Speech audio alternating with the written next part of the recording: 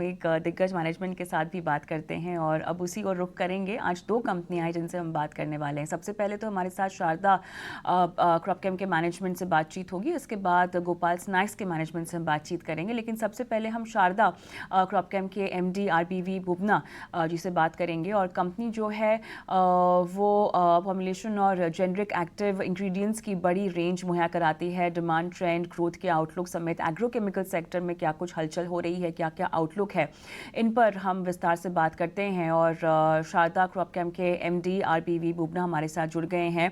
Sir, स्वागत है हमारी इस बेहद खास पेशकश में। और सबसे पहले तो मुझे जानना है कि क्लाइंट्स को लेकर कॉन्फिडेंस में तब्दीली और डिमांड ट्रेंड्स को लेकर आपको क्या कुछ नयापन या तब्दीली अब आती हुई दिखाई दे रही है, कुछ जानकारी दें सर। मैडम, अभी परिस्थिति सुधर रही है जी। और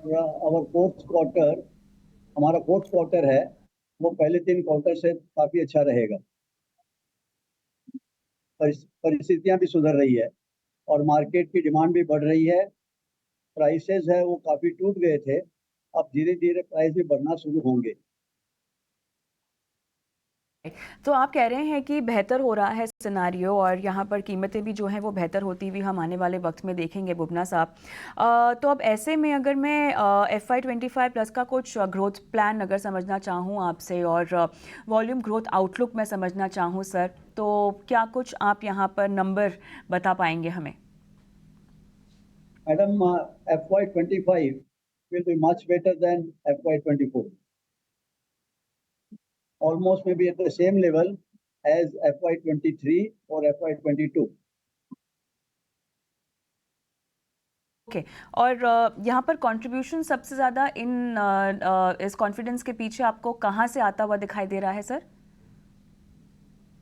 मैडम, मैं अभी चाइना में हूँ हाँ हाँ। और मैं देख रहा हूँ चाइना में भी परिस्थितियां सुधर रही है। थोड़ा थोड़ा इनके स्टॉक है वो कम हो रहे हैं और जो मैन्युफैक्चरर्स हैं उनमें थोड़ी हिम्मत आई है।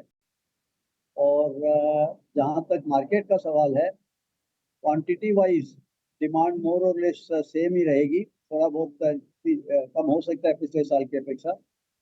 सबसे बड़ा असर था प्राइसेस का, वो प्राइसेस अभी धीरे धीरे इम्प्रूव होनी चाहिए, मुझे ऐसा लगता है। इम्प्रूव होने के पीछे सबसे बड़ा ट्रिगर या श्रेय आप किस बात को देना चाहेंगे सर? मैडम, मैं सुन पर नहीं पाया, एक बार रिपीट करेंगे? जी, आपने कहा कि प्राइसिंग थोड़ी सी बेहतर हो पाएगी, इसका श्रेय आप किस तरह से सुधरते हुए माहौल को देना चाहेंगे सर?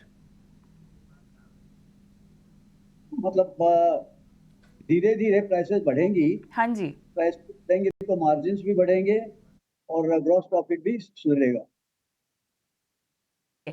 सर, क्योंकि आपकी मौजूदगी यहाँ पर 80 से ज़्यादा देशों की है, तो अगर मैं पूरा ग्लोबल एस्पेक्ट समझना चाहूँ और जियोपॉलिटिकल ट्रिगर समझना चाहूँ, तो वो कहाँ कहाँ किन किन पॉकेट्स में कंसर्निंग है और किन किन पॉकेट्स में आपको लगता है कि माहौल बहुत अच्छा है?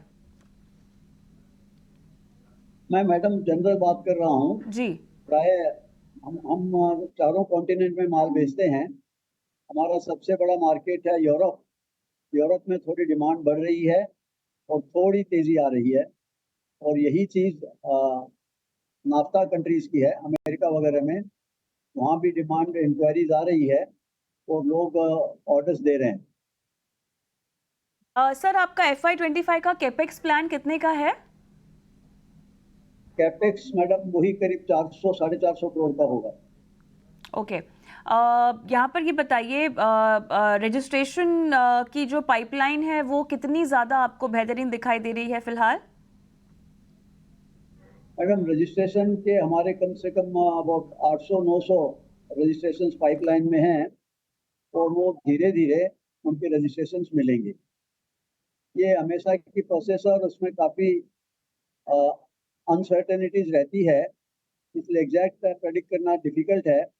मगर फिर भी नए रजिस्ट्रेशन आएंगे और उससे हमारे व्यापार को, सेल्स को और डिमांड अच्छी रहेगी और कंपनी को परफॉर्मेंस सुधरेगी। ये बुबना साहब, बहुत बहुत धन्यवाद, आपने समय निकाला और इतने विस्तार से आप चाइना से जुड़े दरअसल हमसे इस चर्चा के लिए आपका बहुत बहुत धन्यवाद। तो चलिए, तो मैं रुक करती हूँ हमारे हमारे आज के मार्केट एक्सपर्ट संतोष सिंह की ओर। संतोष, शारदा क्रॉपकॉम के मैनेजमेंट से हम बात कर रहे थे। अब ये बताइए, पहले तो मैं इस पूरे सेक्टर का आउटलुक समझना चाहती हूँ, और जो प्राइसिंग फैक्टर इम्प्रूव होने की बात पर बहुत तवज्जो दिया जा रहा था मैनेजमेंट की तरफ से भी, वो समानते ही आपको लग रहा है कि इम्प्रूवमेंट दिखाई देगा, कि वो भी बहुत स्टैगर्ड वे में होगा? शायद इतना ऑप्टिमिस्टिक माहौल है नहीं जितना शायद बताया जा रहा है। कुछ कुछ इनपुट्स आपके इस लाइन पर? देखिए, अगर इनके पूरे बिजनेस मॉडल को देखेंगे तो इसमें सबसे बड़ी चीज़ है कि इनका एक लाइट एसेट मॉडल है, और लाइट एसेट मॉडल में ये कंपनीज के जितने भी एपीआईज हैं उसके रजिस्ट्रेशन पे काम करते हैं। और जैसा उन्होंने बताया कि केपेक्स जो है काफ़ी बड़ा है, लेकिन वो भी that too on registration side होती है। मुझे लगता है कि जिस तरह से इनका मोर देन 50% रेवेन्यू यूरोप से आता है, और यूरोपियन मार्केट धीरे धीरे संभल रहे हैं, और तो स्टैगर्ड वे में, आपने ठीक कहा कि स्टैगर्ड वे में ही रिकवरी होगी, और रिकवरी होगी दैट टू अगर आप लास्ट ईयर से देखें। और मार्जिन इस साल जो है वो डिकेडल लो पे है, मार्जिन 10% के करीब ऑपरेटिंग प्रॉफिट मार्जिन कंपनी का टीटीएम बेसिस पे देखा जा रहा है। मुझे लगता है कि थोड़ा सा वक्त डेफिनेटली लगेगा।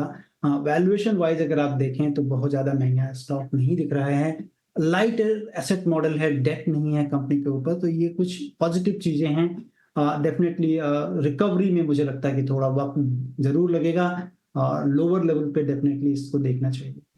चलिए, तो यहाँ पर आपको लग रहा है कि थोड़े से वैल्यूएशंस हाई हैं, और थोड़ा सा लोअर लेवल में आपको अगर पोजीशन बनानी है तो आप बना सकते हैं। लेकिन इस पूरे सेक्टर में फ़िलहाल अगर किसी को कोई प्रवेश करना हो या नई खरीद करना हो, तो आप कौन सा रेकमेंड कर पाएंगे संतोष?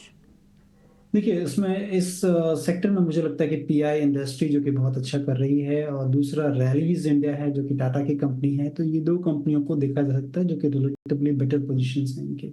चलिए, पीआई इंडस्ट्रीज़ और रैलीज इंडिया देखा जा सकता है अगर आप फ्रेश निवेश की बात कर रहे हैं तो। आगे